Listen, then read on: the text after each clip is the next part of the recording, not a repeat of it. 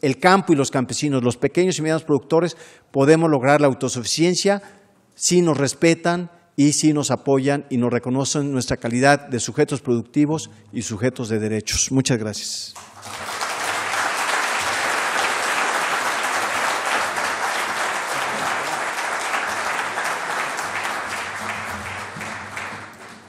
Muy bien, se pasó un poco, pero bueno, parecía que estaba interesante el tema, ¿no?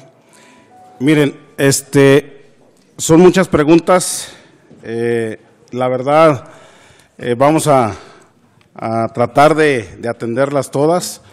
No sé antes hacer el siguiente comentario.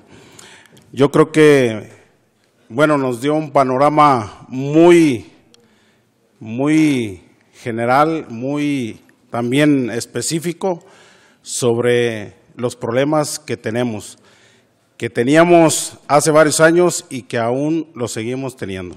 Yo creo que es tiempo de ir formando parte de esa semilla que puede cambiar, ¿sí? Esa es la tecnología, ¿verdad? Hay que apagarla. Bien, entonces, la verdad, bueno, ingeniero, fue algo muy importante. Es la otra parte que muchas veces le tenemos miedo y que no queremos entrar. ¿Por qué muchas gentes hacen o hacemos lo que hacemos? Yo siento que muchas veces también es por cierta comodidad, ¿sí? Nos es más fácil hacer las cosas y de ahí es donde muchas transnacionales se han valido de tenernos un poquito más cautivos, es la palabra, cautivos, y otras veces otras alternativas, como cuesta un poquito más de trabajo, muchas veces también le sacateamos. Yo creo que es tiempo de empezar a hacerlas porque los niveles de precios, ahorita la rentabilidad, los resultados en el bolsillo, pues yo creo que alguien comentaba que el año pasado fue uno de los pocos triunfos porque en cuanto al ingreso de los productores maiceros, tuvo un incremento con respecto al año anterior de más del 60%, ¿va? Entonces, los grandes compañías, pues ellos dicen, la del año pasado fue de ustedes, ahora nos toca a nosotros, pues, y muchas veces decimos, bueno, pues fue una poquita, ¿verdad? Porque también hubo sequía, fue en parte para compensar, fue un poco más justa. La mayoría de las veces siempre ellos tratan de llevar las ventajas y bueno, en eso coincidimos con el ingeniero de que hay que hacer algo, ¿sí? Y sobre todo también cuidar el recurso suelo y bueno, porque se acaba, ¿va? Hay que tener cuidado con eso. A ver, ingeniero, entonces son varias preguntas, empezamos, ¿sí?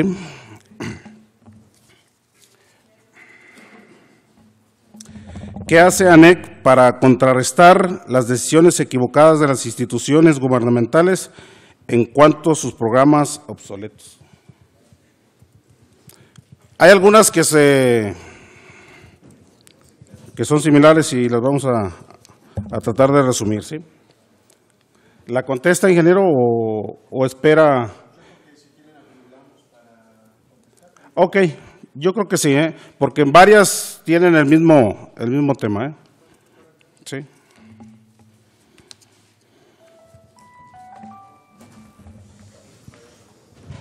Sí.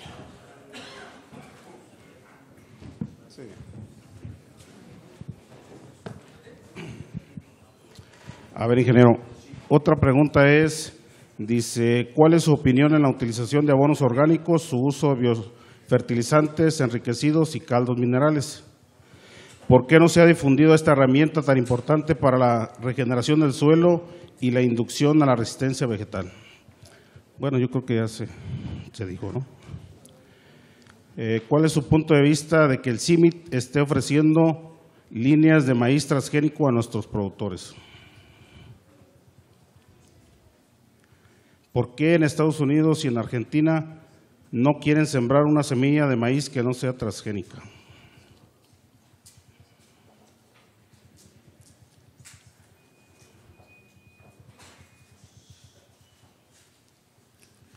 Dice, ¿cómo cambiar los tiempos, los productos, los modos o técnicas de producción si dependemos de que el gobierno, de la disponibilidad del agua, semillas y fertilizantes, para ajustarnos nosotros a tiempos del gobierno? Bueno, es un comentario, ¿no?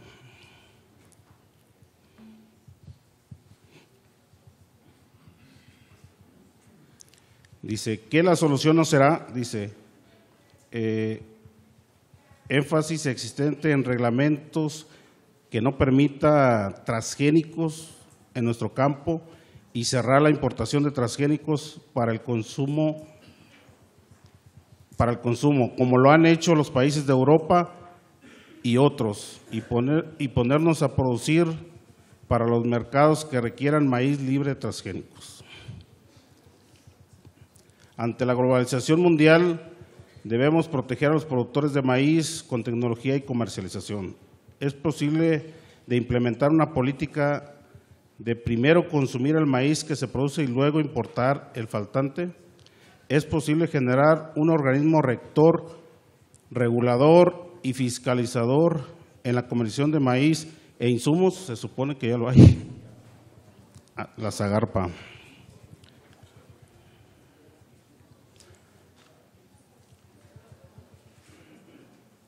¿Cómo considera deben ser preservados los maíces nativos para incrementar la producción en todo el país?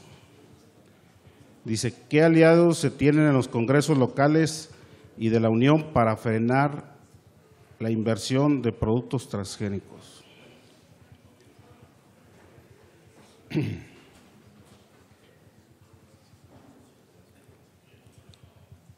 Dice, en concreto, ¿cuál es su propuesta para cambiar el modelo de producción y comercialización del maíz para abatir la pobreza y dejar de ser deficitarios?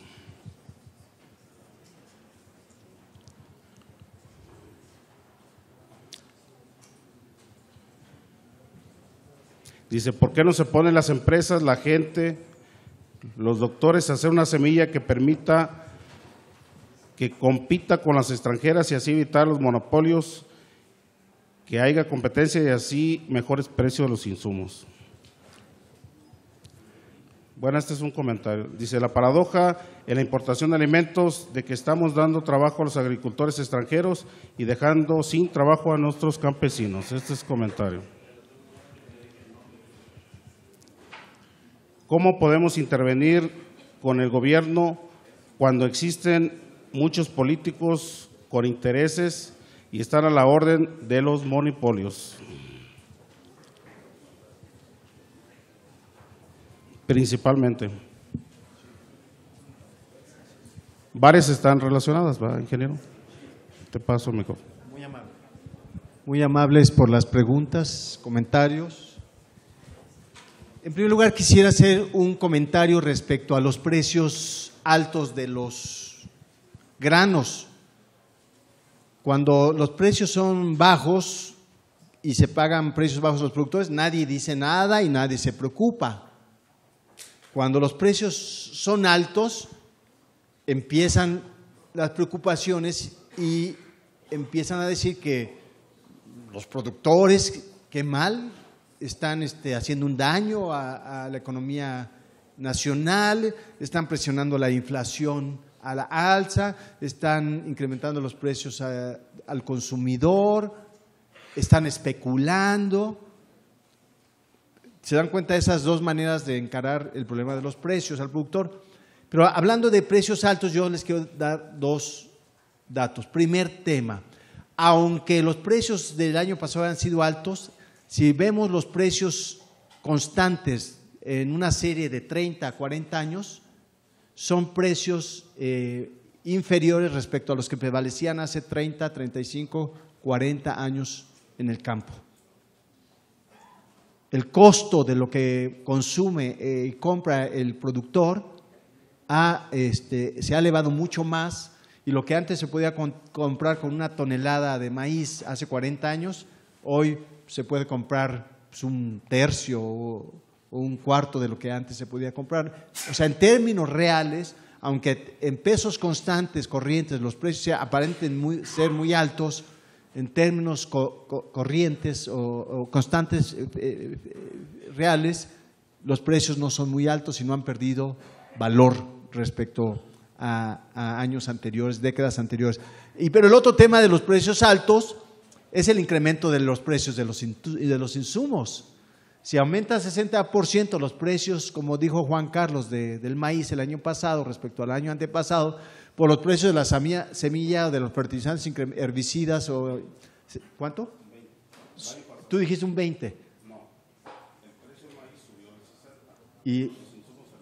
Sí, ok, pero en ciclos largos, hagan de cuenta, el ciclo de precios de los insumos, 2008 a la fecha, ¿cuánto subió el maíz y cuánto subió la semilla y el fertilizante? Con estadísticas que están disponibles, se ha incrementado más que proporcionalmente los precios de los insumos que los precios de los granos. Resultado, quien se está llevando la mayor parte de ese incremento de precios de los alimentos son otra vez las grandes transnacionales. Eso para hablar en términos de los precios y para saber entonces que en esa carrera nunca vamos a terminar de ganar. Necesitamos cambiar el paradigma y es lo que nosotros planteamos. Bueno, ¿qué hacer para que las decisiones equivocadas del gobierno cambien? ¿Qué hace la ANEC? Primer punto, demostrar en campo con productores de carne y hueso y organizaciones que es posible otra solución. Y esas soluciones las puede ir a ver el gobierno y decirle que eso que estamos demostrando debe volverse política pública. Primera cuestión, o sea, antes de hablar, hacemos y demostramos. Después hacemos documentos, buscamos entrevistas con los funcionarios, tratamos de convencerlos, los invitamos a nuestros organismos, a las parcelas, a las cosechas, a que vean. Después hacemos notas en los periódicos, criticamos, proponemos.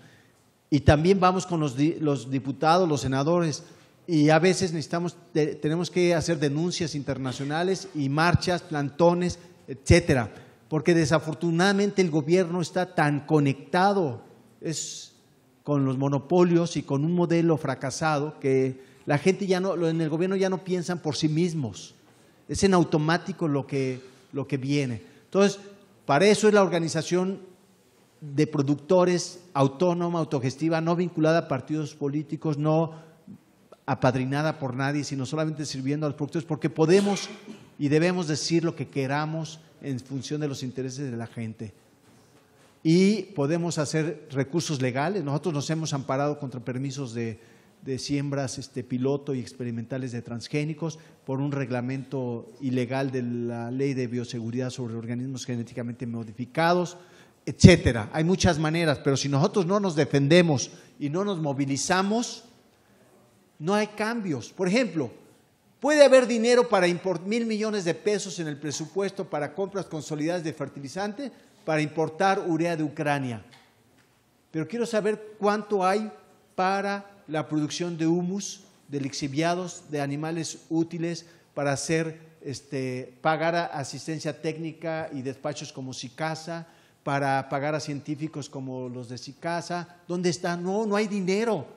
Hay 75,000 millones de pesos en Zagarpa y cada año tienen más. El problema no es de dinero, el problema es de modelo, el problema es de intereses, el problema es de inercia, de a quién se sirve desde el gobierno.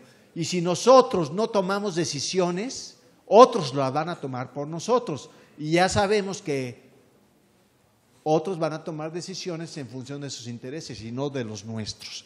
Así que la ANEC es una organización que tiene 18 años y es una organización que construye, que propone, que critica y que se moviliza en defensa de los intereses de sus asociados y de una nueva política de soberanía alimentaria y defensa de la agricultura en pequeña y mediana escala. Los abonos orgánicos y otros fertilizantes orgánicos y otros sistemas de producción sustentable, ¿por qué no se han generalizado? Dos cosas, porque ustedes no han querido. Un poco lo que decía Juan Carlos, un poco es cómodo. tirar el herbicida, tirar el fertilizante y ya no volverse a parar más que a la… Somos mayordomos, somos administradores, no somos productores. Contratamos, compramos los insumos, pagamos la maquila de preparación terreno, pagamos la maquila de la siembra, pagamos la aplicación de los herbicidas e insecticidas, pagamos la cosecha, pagamos quien nos lleve. Ya no somos productores, ya no somos agricultores, somos mayordomos, somos administradores, somos maquiladores para que les diga plan. Así como los maquiladores de ropa, así somos maquiladores. Estamos maquilando para Maseca y para las corporaciones de insumos. Y nos quedamos nada más con una cosita y es por eso que estamos como estamos. Pues sí, pero cada quien decide lo que quiere. Está en nuestras manos cambiar. El CIMMYT, línea de maíz transgénico, pues claro, el CIMMYT, un organismo internacional, no está en función de los intereses de los pequeños y medianos, no está en función de los intereses nacionales. Se codea con las grandes corporaciones y ha solicitado permiso de siembra comercial de transgénicos, aunque sea 1 o 2 permisos, y el 95 los tiene Monsanto, pero sí le apuesta a esa tecnología. Durante 30 años no hizo nada, hasta el año pasado se acordó que había pequeños y medianos productores del CIMMYT. Y para repetir los modelos de las corporaciones no se vale. Tenemos institutos de investigaciones científicos y científicas de primer orden en México como productores. Tenemos que revalorizar nuestra capacidad y nuestro potencial para resolver nuestros propios problemas con nuestras propias soluciones. No maíz que no sea transgénico, porque Argentina, Estados Unidos y Argentina siembran maíz transgénico y no siembran otra semilla. Pues les voy a decir varias cosas, entre otras cosas, ¿por qué? Uno, porque el maíz no es el alimento principal para la gente de Estados Unidos y de Argentina. Primer punto, es el trigo y no hay trigo transgénico. No lo permiten en Estados Unidos. ¿Por qué? Pregúntense por qué. Y si quieren maíz transgénico para consumo en México, somos ratones de laboratorio y aceptamos lo que sea, lo que nos quieran mandar, lo aceptamos. Ellos no. Tu primera razón, porque en Estados Unidos el maíz no es alimento principal ni en Argentina. Primera razón. Segunda razón, porque en Argentina la agricultura está en muy pocas manos, igual que en Estados Unidos. Son muy poquitos, grandes. La agricultura en Argentina, no sé, promedio 300 hectáreas en Estados Unidos y Argentina. Entonces, ¿por qué no les importa a los pequeños y medianos productores? Y tercera cuestión, porque no les importa tampoco la ecología, ni la tierra, ni el agua, ni los alimentos. Pero porque lo hacen en Estados Unidos y en Argentina, ¿tenemos que hacerlo nosotros? ¿Por qué? Ya dejemos a un lado esa forma de pensar. Necesitamos resolver nuestros problemas con nuestras propias respuestas, nuestras, no copiando lo que hacen otros.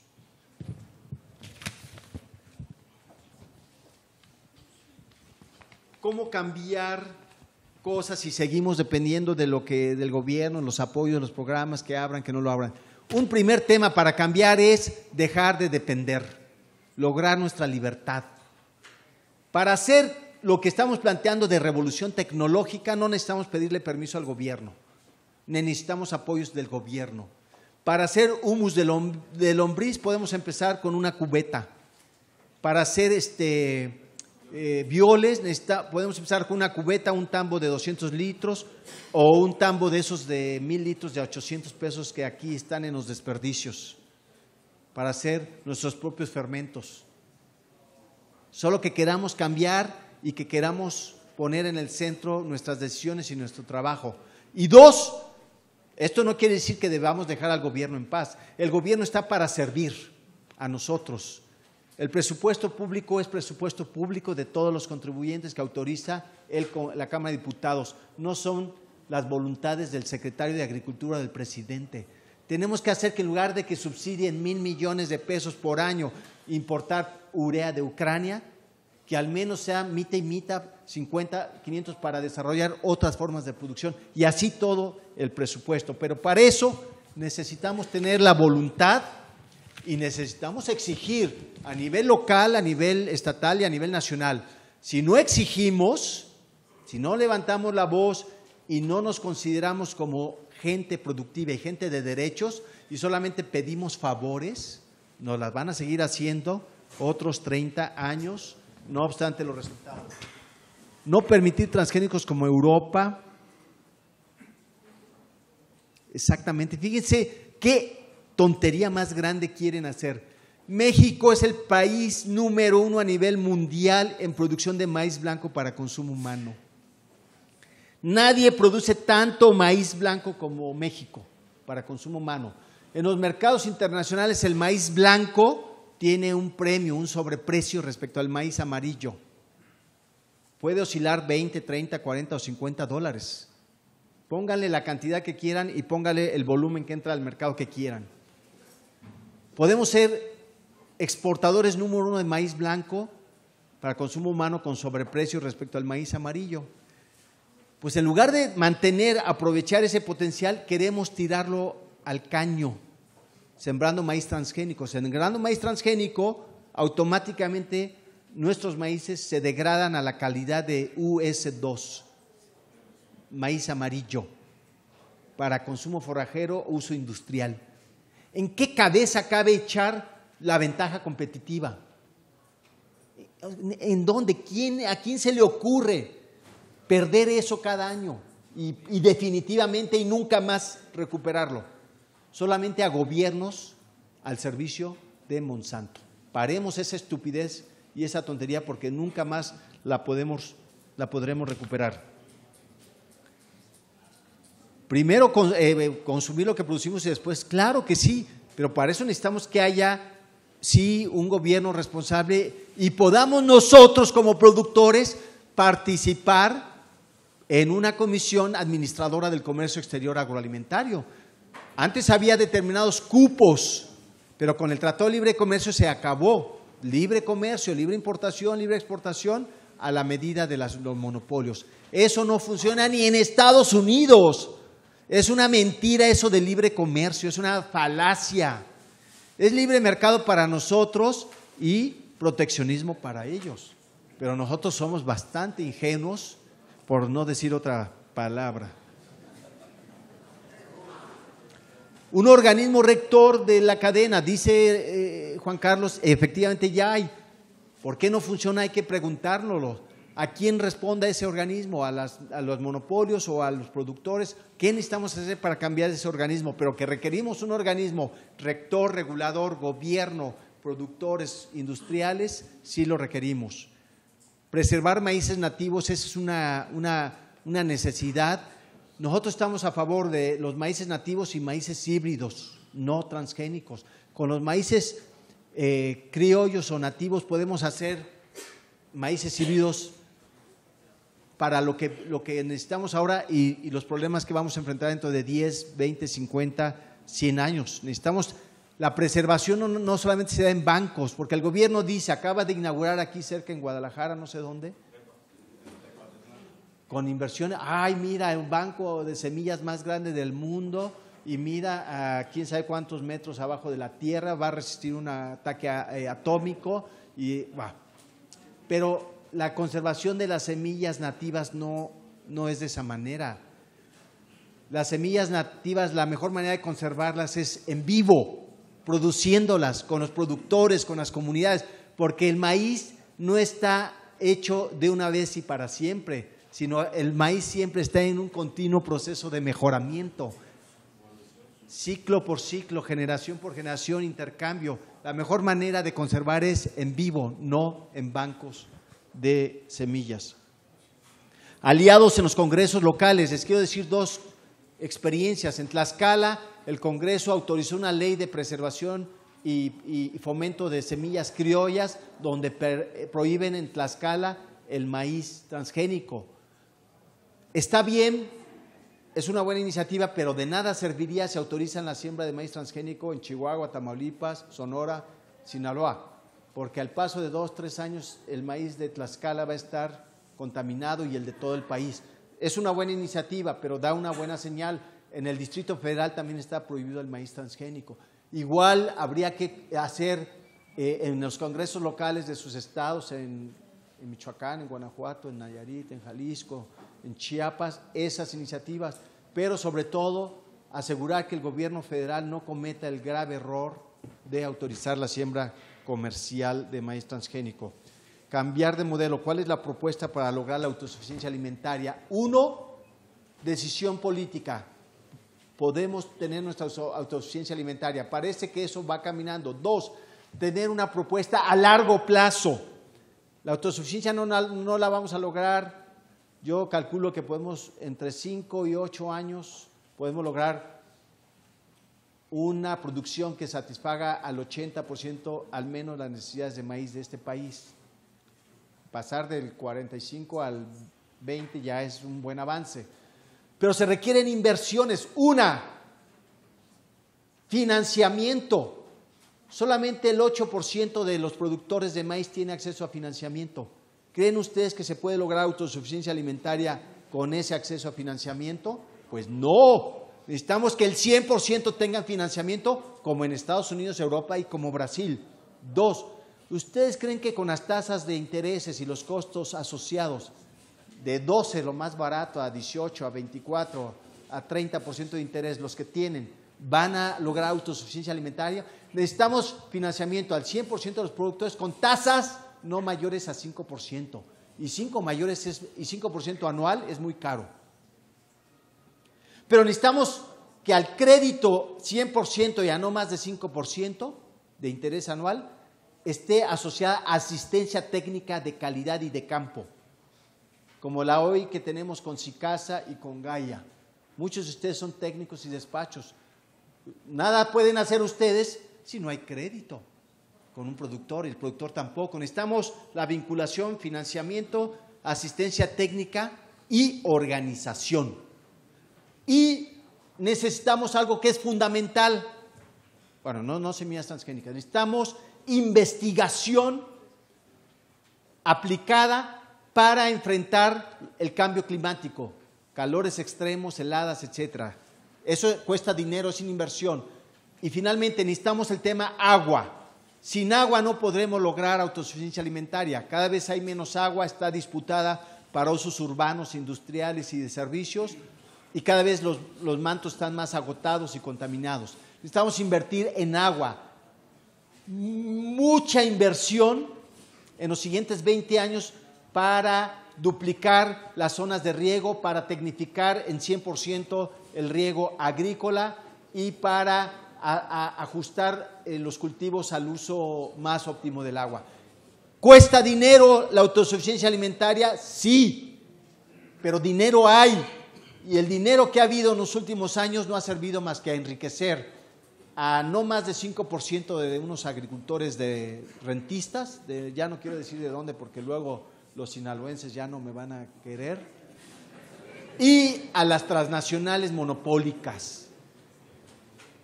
Sí, porque los de Sinaloa se llevan el 70% del presupuesto de Acerca y se les hace poquito. Y lo hacen porque están en su derecho y porque los demás están de acuerdo. Ustedes están de acuerdo en eso. No dicen nada, están conformes. Entonces, sí podemos, pero quiero decir que necesitamos un cambio de modelo y un cambio de política a nivel de todo el sistema.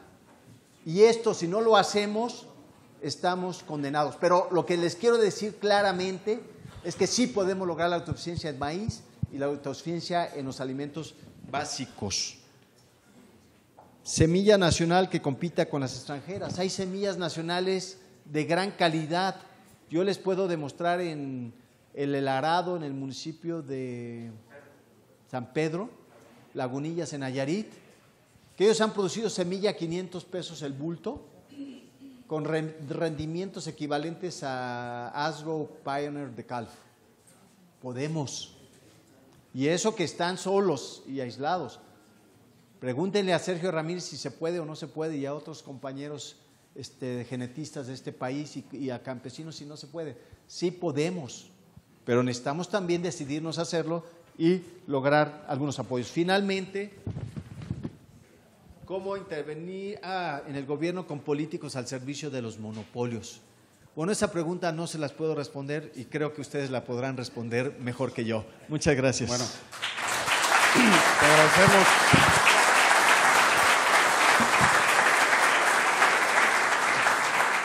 Bueno, ahí fue la respuesta, el agradecimiento a todos, ingeniero. ¿Sí? Gracias por tu participación.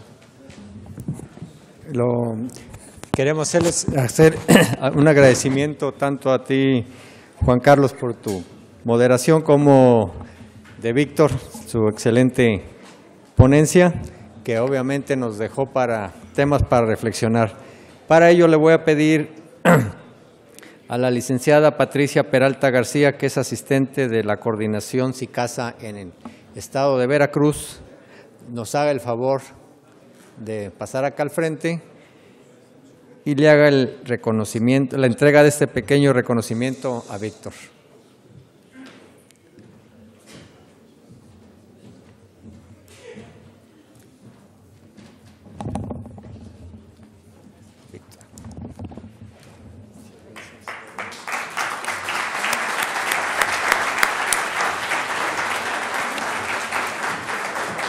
Y también al ingeniero Lisandro Colorado, también del estado de Veracruz, que es agroconsultor.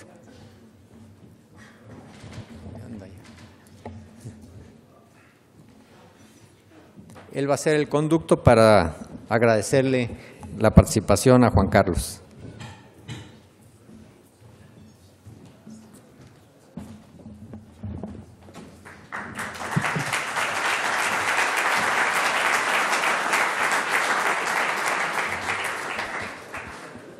Nuevamente, muchas gracias a los dos y damos por finalizado la sesión matutina. Ya tendrán apetito, así que pueden pasar. Y a las 4 de la tarde aquí los esperamos. Gracias.